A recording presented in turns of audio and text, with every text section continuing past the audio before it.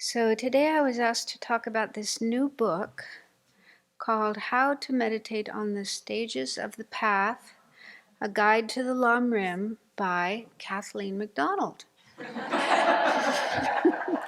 Some people don't realize that's me.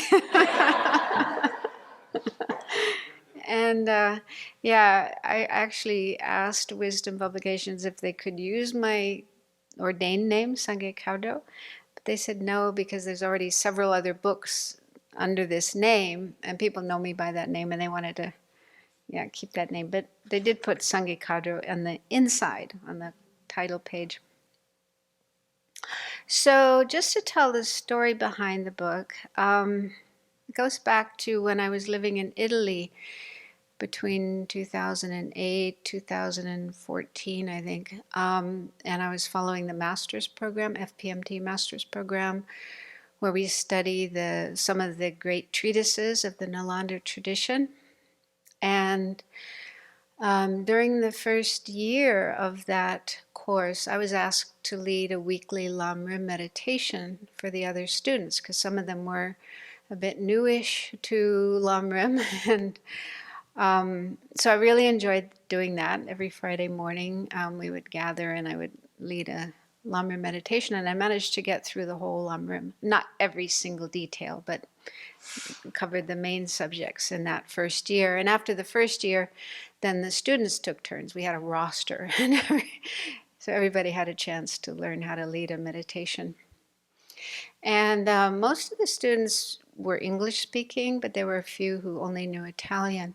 So there was an Italian translation, simultaneous translation, made by a young Italian nun, Tiziana. And she's quite good in English. So to help her, and also to help me, I would prepare beforehand a sort of script of what I was going to say during the meditations. And then she translated that into Italian. And so a number of times she told me how beneficial she found those meditations. It really helped her. And later she sometimes used them when she had to lead meditations for other people. And then about 5 years ago, she wrote to me and said she had this idea of making a book out of the meditations for Italian people, because she said there's no book in Italian about how to meditate on the Lam Rim. She thought it would be really beneficial. So she asked me if I would edit my notes and make them into a book. So I said, okay. And I started working on that sporadically when I had time, usually during the winters. And then about 2 years ago, when I was staying down at Tara's Refuge and I was working on these meditations, it occurred to me that maybe this could be a book for English-speaking people as well. So I wrote to Wisdom, and they quickly said, yes, we would like to publish the book.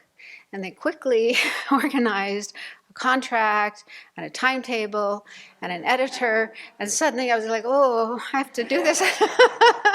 Because before that it was like, okay, when I have time, I'll work on it. But suddenly I had a deadline. So the last 2 winters, during the winter retreat, I was doing a writing retreat, writing and editing. But I enjoyed doing that, and it is Dharma. It's not quite the same as actually meditating on the Lam Rim, but writing about meditating on the Lam Rim is pretty close.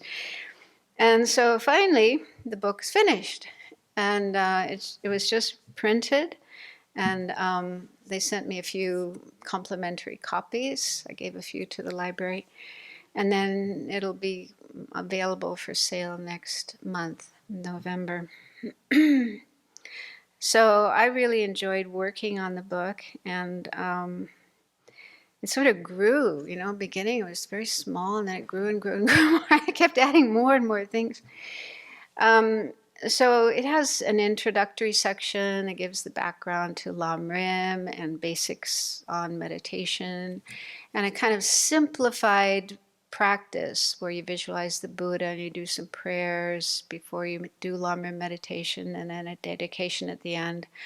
So, most people don't have hours to do practice, so I try to keep it really simple. And then there are sections of the book related to the 3 main parts of the Lam Rim: the initial scope, the middling scope, and the advanced or great scope. And I think most of the meditations, the important meditations, are included in here. And there's also some appendices. The first appendix is actually contains the meditations on relying on a spiritual teacher, which normally comes right at the beginning of the Lam Rim.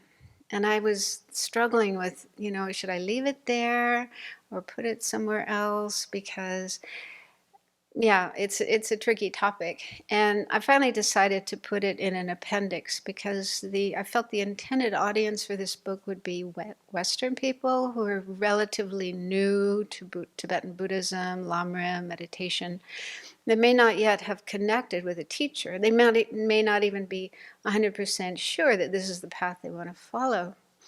And so I thought, yeah, I'll put them later. And then I did write in the introduction that what I did and why I did it. And I said, if you want to meditate, if you want to do those meditations in the beginning, you can. Otherwise, you can leave them till later and do them whenever you feel ready to.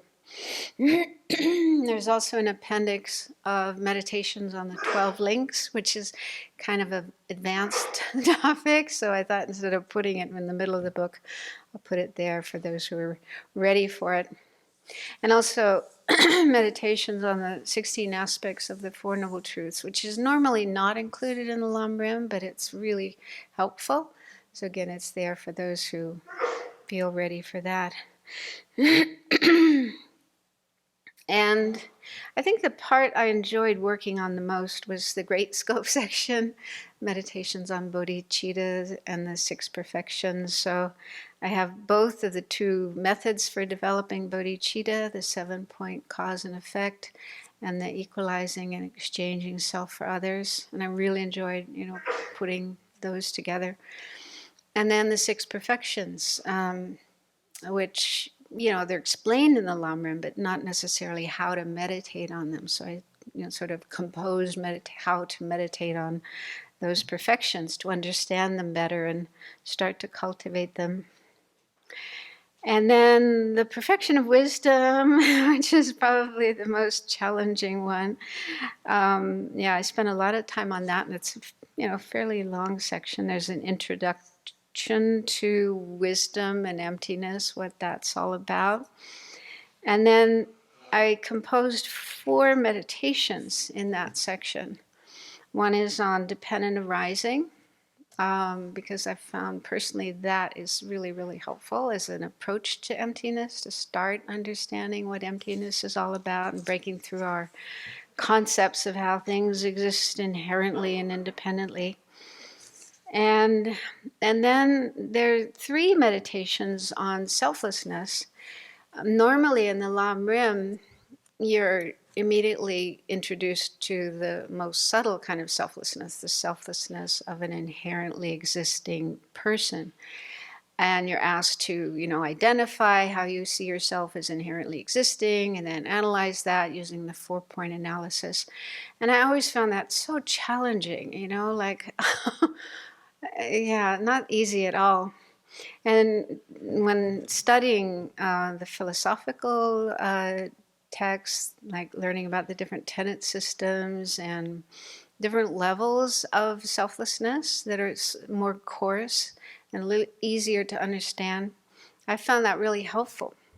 And so I decided to include meditations on the more coarse levels of selflessness. So there's one on the emptiness of a permanent, unitary, independent I, which normally isn't included in the Lam Rim. There's not even any mention of that. And yet, it really is helpful to look at our sense of self and ask, do I see myself as permanent, as, partless, unitary, as independent of causes and conditions?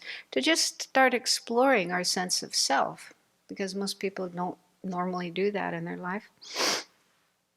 And then there's a meditation on the emptiness of a self-sufficient, substantially existent I, which, again, isn't normally taught, but I think it's really helpful to look at that.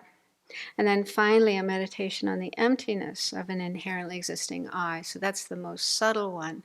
So I thought it's helpful to kind of go gradually through the more coarse levels, and then that can help understand the subtler level. And I gave this chapter, the chapter on the perfection of wisdom, to both Geshe Dadul and Venerable Children, and asked them to read it and check and make sure I wasn't saying anything that was wrong or confusing or whatever. So they gave some very helpful comments and suggestions. So I feel pretty confident that it's okay as it is. And I also gave the book to a number of other people to read and proofread and look for mistakes. So I think it's, it's gone through a lot of changes, and I think it's in a pretty good shape now. And oh yeah, and there's one section in the book in the introduction that's entitled "There's More Than One Way to Meditate on the Lam Rim." So I don't want people to think that the meditations in here are the one and only way to meditate on the Lam Rim. Everybody has to do it like this. But I said, there's many ways of doing it. And what I presented here, these are just like suggested ways of meditating based on what I've learned and what I've experienced and found helpful. But please feel free to, based on your experience, what you've learned, what you've read, and so on, what your teachers advised you, to find your own way of meditating on them. So this is just like a way to get started. So I do hope that this book will be beneficial to as many people as possible. It's kind of a sequel to the book How to Meditate, which came out 30 years ago. But people still buy it, and they say they like it and they find it helpful both for their own practice and when they have to lead meditations for others. And so this goes further because it really goes through the whole Lam Rim for people who really want to go deeper into that type of meditation. So there it is, and I really do hope it will be beneficial for many people and will help all sentient beings to get on the path to full awakening.